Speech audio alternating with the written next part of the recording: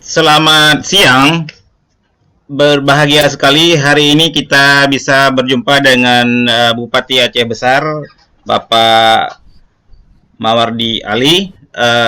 Assalamualaikum Pak Mawardi. Waalaikumsalam warahmatullahi wabarakatuh. Iya, Saudara Lun, siang ini kita akan berbicara tentang pangan untuk negeri Aceh Besar bersama petani. Uh, kita khusus mengambil tema soal ketahanan pangan.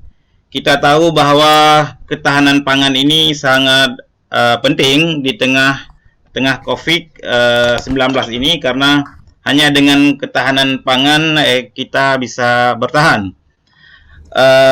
Saudara Lun, kita tahu juga di dunia sekalipun, di secara internasional, negara-negara besar, termasuk negara-negara raksasa seperti China, India, Amerika, Indonesia, dan Brazil, mereka juga mengandalkan pertaniannya.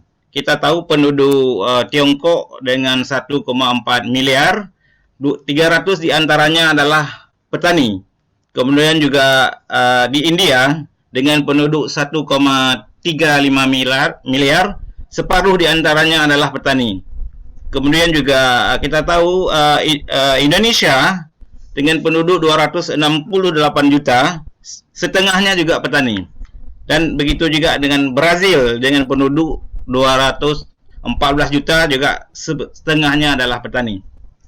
Nah, makanya kita tahu juga Aceh Besar, Saudara Lun, saat ini juga tercatat sebagai salah satu kabupaten di Aceh dengan indeks ketahanan pangan terbaik, menjadi nomor 1 di Aceh. Untuk itu kami ucapkan selamat kepada Bapak Bupati Aceh Besar dengan gagasan-gagasan yang luar biasa, sehingga Aceh Besar dikenal di Aceh, yang juga tidak hanya untuk Aceh Besar, tetapi juga menyumbang pangannya untuk Banda Aceh dan juga Kota Sabang. Nah, Saudara Lun, untuk itu kita akan mendengar paparan dari Bupati. Acara ini selain live di Facebook, juga disiarkan secara langsung di Radio Serambi FM, di Radio Panglima Polim 104 Kota Jantau, kemudian di Instagram, dan juga di Serambi on TV. Untuk itu kami beri kesempatan dulu kepada Bapak Bupati, ingin menyampaikan hal-hal apa yang sedang dilakukan oleh pemerintah Aceh Besar, sehingga bisa bertahan dengan kondisi yang ada saat ini. Kita tahu bahwa sebagian besar penduduk Aceh Besar juga berprofesi sebagai petani. Silakan Pak Bupati. Terima kasih. Assalamualaikum warahmatullahi wabarakatuh. Saudara Lun yang berbahagia, dimanapun Saudara Lun berada, saat ini saya senang sekali bisa bersama Serambi FM, apalagi membicarakan tentang pangan untuk negeri dan Aceh Besar bersama petani.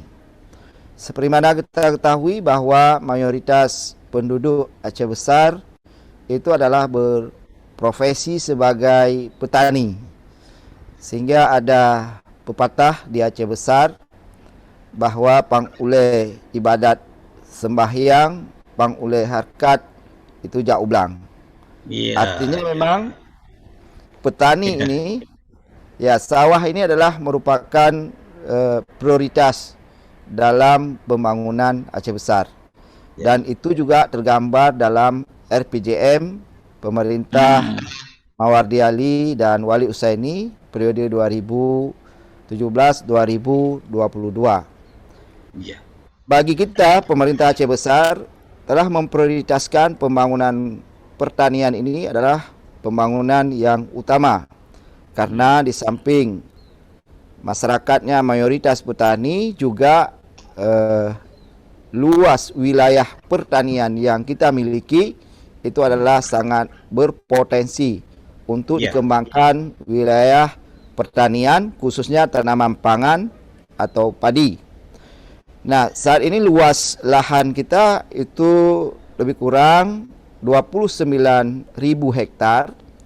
Wow. Dan 12.000 hektar itu adalah yang dialiri oleh irigasi teknis, baik irigasi Krunje, irigasi Krung Aceh, dan beberapa irigasi perdesaan serta pompanisasi yang dilaksanakan oleh masyarakat.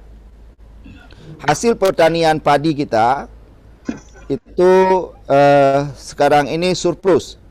Surplus artinya bila dihitung dari kebutuhan penduduk Aceh Besar, juga penduduk Banda Aceh dan Sabang, karena dua kabupaten kota ini tidak memiliki persawahan, kita masih surplus. Nah, ini alhamdulillah. Dan saat ini di tengah pandemi, di mana kita ketahui pandemi ini adalah prioritas kita. Yang pertama adalah bidang kesehatan, bagaimana membuat masyarakat kita tetap sehat dan menjaga protokol-protokol kesehatan supaya mata rantai penyebaran virus corona ini bisa kita putuskan. Kemudian juga prioritas pembangunan kita di tengah pandemi ini adalah menyangkut dengan pengamanan jaring sosial. Artinya memang kalau misalnya kemiskinan, ada masyarakat kita yang berdampak langsung terhadap pengaruh daripada COVID-19 ini kita telah menyediakan BLT. Kemudian satu lagi adalah ekonomi. Pemberdayaan ekonomi salah satunya adalah di bidang pertanian. Di musim gadu ini kita targetkan 8.000 hektar ya untuk tanam gadu tahun 2020 dengan kita berikan bajak sawah gratis dan juga bibit gratis untuk masyarakat Aceh Besar. Dan alhamdulillah hasilnya berlimpah. InsyaAllah sekarang sudah memasuki masa panen di 8.000 hektar.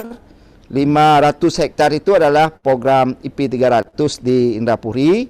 Kemudian 5.500 hektar itu adalah program bajak sawah gratis. Sisanya adalah program masyarakat yang ada pada irigasi-irigasi desa dan pada daerah-daerah yang memiliki sumber air dengan sistem pompanisasi dan perpipaan. Alhamdulillah hasilnya luar biasa, berlimpah. Dan selaku masyarakat, selaku pemerintah, kita berterima kasih sekali ya kepada para petani kita di tengah pandemi ini. Mereka bersungguh-sungguh melaksanakan pertanian, khususnya menanam padi di sawah, sehingga hasilnya ini adalah sangat menggembirakan.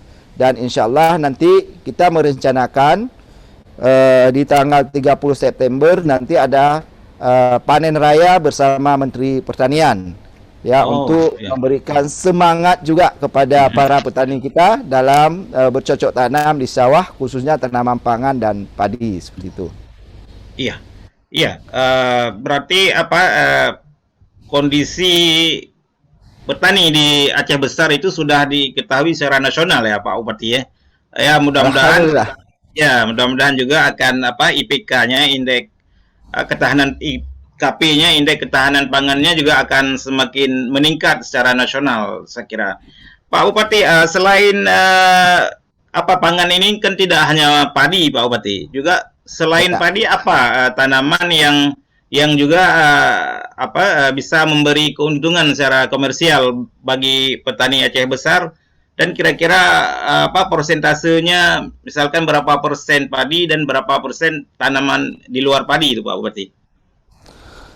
Iya, dalam program Garap, Gerakan Aceh Besar untuk Pengamanan Pangan, itu ada beberapa prioritas komoditi yang menjadi prioritas di tengah pandemi ini.